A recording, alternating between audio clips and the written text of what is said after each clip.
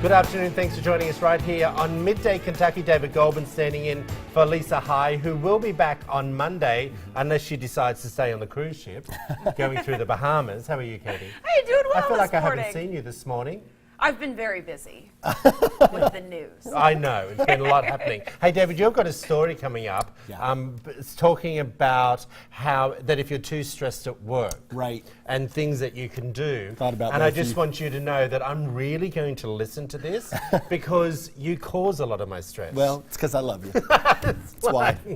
Hey, by the way, Sheila Hancock from Wells Plastic Surgery and Skincare. Happy birthday, my friend. Oh, Yeah, we happy appreciate birthday, you. Sheila. It's been a while since you've been in, so you need to stop by the studio Yes, and come say, back. howdy dowdy, people. Okay, so we talked about this on Monday, Katie. His name's John, but he goes by the name Badass Vegan, and he sort of inspired us. You weren't here, David, but you've been Right. looking at his videos and things Yeah. like that, and he's a 100% vegan. And he was quite inspirational when he was here, and we watched a lot of his videos and what he's doing, and we decided to try a vegan lifestyle. Now, Katie, you've been cooking your food. Yes. I finally got my shipment of food delivered to me because you said I was too lazy to cook. Well, I said I'm too cheap to buy that. I wasn't going to say that, but it all arrived last night. So today is the day. And I will say to you, I've had my coffee today without having the milk in it. I feel good. I don't feel phlegmy. Because Right. the issue with milk with me is I feel phlegmy in the throat. So this is from Fresh and Lean. So you can go online. It's 3 meals a day, 7 days a week, $200 a week. And I sort of think you think it's expensive? Yeah. Okay. Well, I bought my breakfast and lunches that I made for the week, and it was $22 For the 3 days? for breakfast and lunch. And Right. then dinner I make when I get home. But that's Okay. for 7 days of breakfast and lunch. For $20? Yeah, well, breakfast costs $1 or something because I'm Oh. just doing oats with a little soy milk and banana, nothing else. So you Right. think of, Is 7 that enough bananas food though, love? just for breakfast, oatmeal, banana. Oh, oatmeal. Yeah. Gotcha. Yeah. And the Okay. oats, you get a Feels big container for super cheap. $3, and that So Yeah. I will make your breakfasts if you want to continue being vegan. I will drop off your Well, oatmeal. look, here's the thing. You were saying that your father's off his heart medication Mm-hmm. because he went vegan or vegetarian. A cholesterol medication, but yes. Yeah, and I have high blood pressure and high cholesterol. It's hereditary. My father's just being diagnosed with bowel cancer. So there are reasons why I want to try this. Right. So I just want to see if I can do it. Yeah, no, Do I you know think what it's I mean? great. And you said you've been trying, but there's no evidence to show that. Yeah, Listen. and I'm not knocking you for buying that either, because I don't think it's excessively expensive. Like, for me, I just wanted to make it on my Yeah. own. It wasn't what I wanted to I just budget, don't but know I what think it's to a make. great way to get started. I don't and know then what to make, if you though, want to that's the thing. continue with Yeah. the vegan, I think it's a Yeah. great way to get some ideas of what you would Oh, like. here we go, people. All I'm saying is I'm doing everything. I'm just having fish. So you're what not is a that, is vegan? that a pescatarian? No, I think What that's is that? vegetarian, No, isn't it? No, pescatarian. Oh. So, Vegetarians don't eat fish. yeah. I tell you what, you are pesky. So, I have like sardines in the morning for breakfast. I know. And I have my vegetarian protein shake, my vegan protein shake. Yeah, we gave you a and big bottle of love it. No one shared that with me. Delicious. Oh, I've got a big bottle of it if you want. Katie, I'll give you a scoop. I would like to try it. She gets a scoop a day. Okay, now, laughing gone.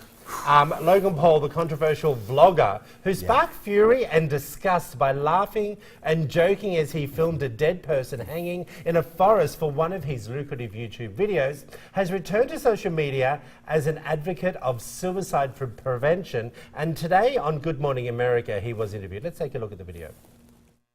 I know I've made mistakes. I know I've let people down.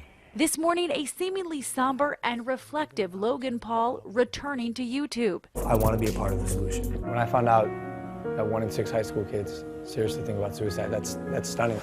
The 22-year-old internet star, usually known for his boisterous antics, disappeared from social media 3 weeks ago, saying he was taking time to reflect after coming under fire for posting a controversial video filmed and shot in what's known as Japan's suicide forest. I've never been so humbled in my life by a single event. In this new video, he sits down with several prevention professionals addressing his own ignorance on the gravity of suicide. I was shocked to discover just how big this is.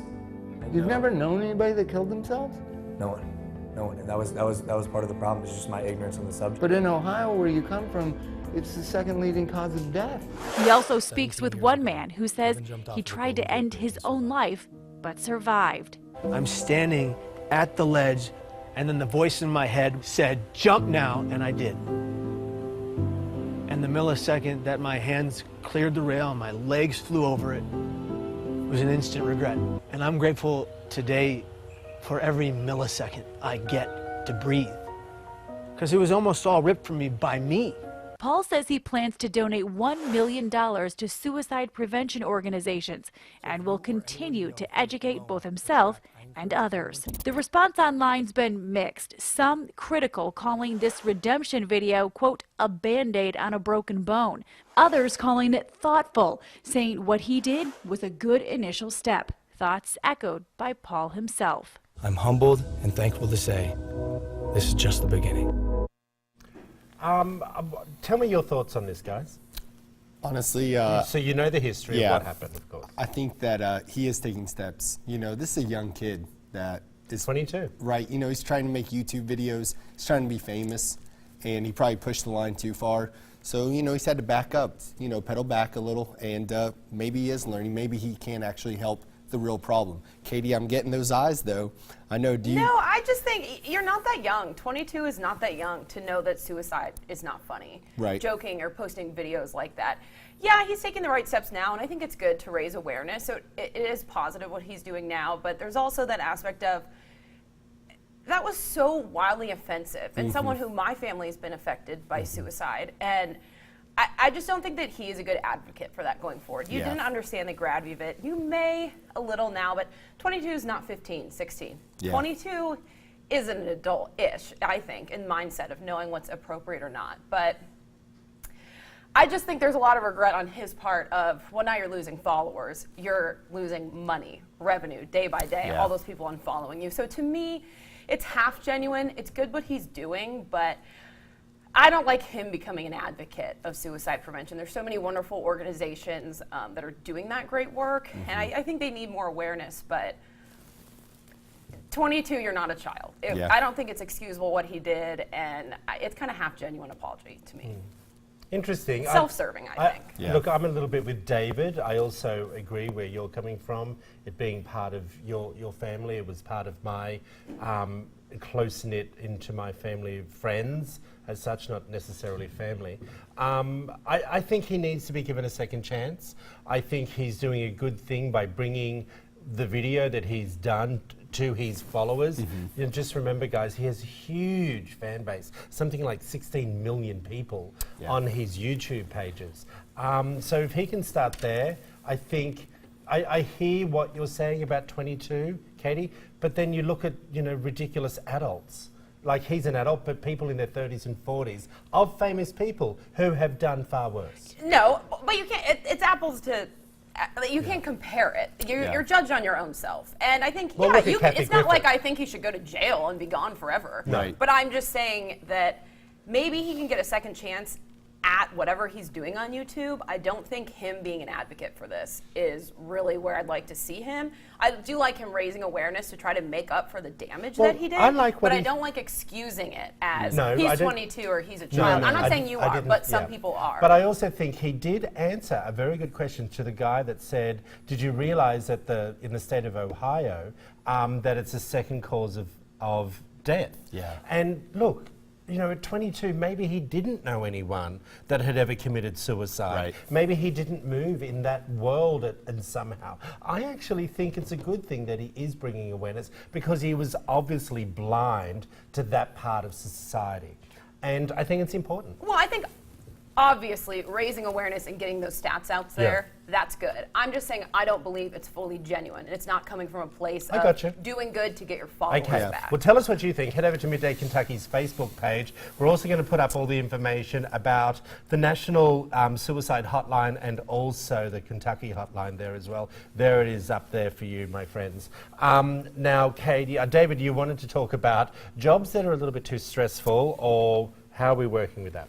Yeah, so a lot of times, you know, we're seeing stress that we carry home, and we're seeing stress at the job site, and it's kind of like, when do you know that you're really in a stressful situation? I came across this article at GQ, and it really caught my eye because I've experienced a lot of these symptoms, and sometimes I think we just get desensitized to them. So one of the big things is, you know, we pick a career that we really want to be great at, but sometimes we're just trying to take over the world and conquer everything. So you're trying so hard, and it really diminishes you as a person, and it breaks you down, so, you know, you're just exhausted and irritated. You're trying too hard to be great. Yeah, I think. What do you think, Katie? I don't think that's a bad thing. Okay. I don't know. Yeah, well, and I But think no, it's not a bad thing, but it can stress you within your workforce and then make you not be so great at your job. right, it can, you know, maybe you have that failure and you're so hard on yourself. Yeah. One of the next things is, you know, when you're so stressed out at work that you're losing your oomph maybe at home, whether they say that basically when your confidence goes down so much, your production of testosterone, which alters your sex drive, can also go down. Really? Yeah, so if you're so stressed at work, that could basically be bringing it into the bedroom at home. Oh. So Yeah, I think that's an obvious sign. Really? I If- would never have thought that. No, I'm saying if you feel that you're so stressed, you can't unwind at all at home. That's, Right. Oh yeah. Well, and here's a Well, a next Pinot Grigio fixes that. Well, Troy, we're going to get there, Oh, okay? right. That's one of our next things. But when you're so, you know, just always permanently annoyed, basically, Yep. and little things are setting you off, that's something to be aware of.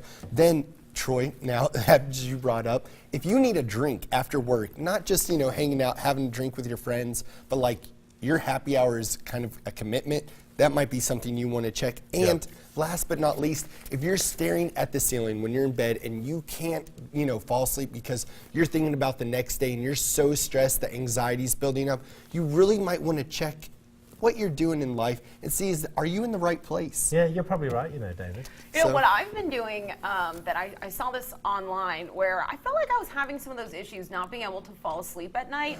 Eventually, but I was just awake for another maybe 30 minutes or so. Take another melatonin. Going over in my mind things I need to do the next day for Right. work and stuff like that. And I read just writing down at night what you need to do the next day kind of takes it off your mind because you're not thinking of it and you're not stressed about it. So I've been kind of just jotting that down and in the Gotcha. notes in my phone, just a few little things. And I think it Katie, helped for me. that I is felt- honestly felt great more advice. relaxed. Tell us what you think, Miss Katie. You're talking about childhood best friends. Yeah, this was interesting. I saw it online. I wanted to know what you guys think. There is a blogger advocating for banning best friends among young children.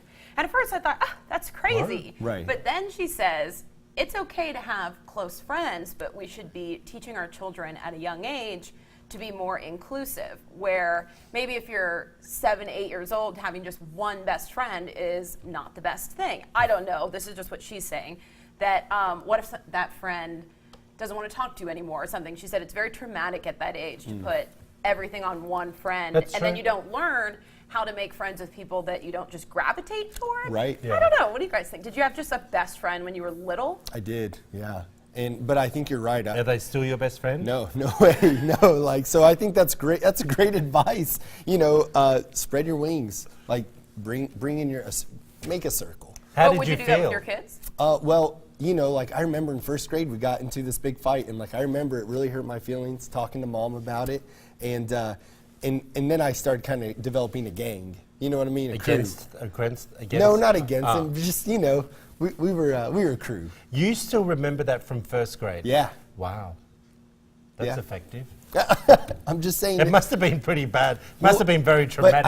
I think it's important though that you do have multiple people in your circle so that you're not just depending on that one person. But I also think that is a lot to do with adult life as well, though, Katie. Yeah, that's know true. what I mean? Because a lot of people who have one or two best friends, they really don't do anything for anyone. They don't do anything with anyone else, I should say. That's true, but I think once you become an adult, you know what you want in your friends, so it's okay to narrow it in. Oh, you're But probably maybe right. when you're younger, just cast your further net. I I got don't you. know. Got you. Tell us what you think. Head over to Midday Kentucky's Facebook page and give us all your comments, everyone. Hey, the College Project is up next with helpful information for high school seniors making the transition into college. Plus, later on the show, Miss Lydia just stepped in with her plates. What are plate workouts? We're going to tell you all that on Midday Kentucky.